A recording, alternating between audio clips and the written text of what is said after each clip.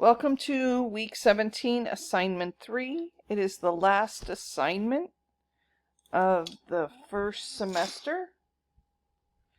And we are going to finish off with our coding.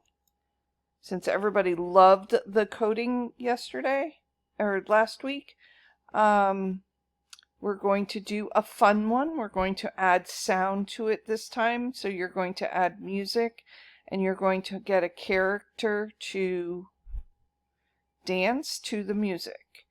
And so your goal is to create a dance that's 15 seconds long, and you can submit the completion certificate. That's what you need to do for the assignment. If you would like, I would love to see your creations, so please submit the link where I can go and look at it. If you can't figure it out or you don't want to, that's fine. You just have to submit the completion certificate. Now, you get to it the exact same way that you did last week. So everybody had gotten this, and you click on the link that take you to the class, and then you click on your name within the class.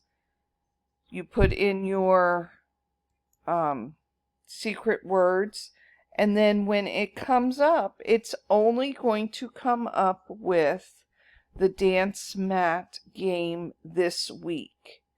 So if you have not finished the Flappy Bird game, then you need to go and get it from when you log in.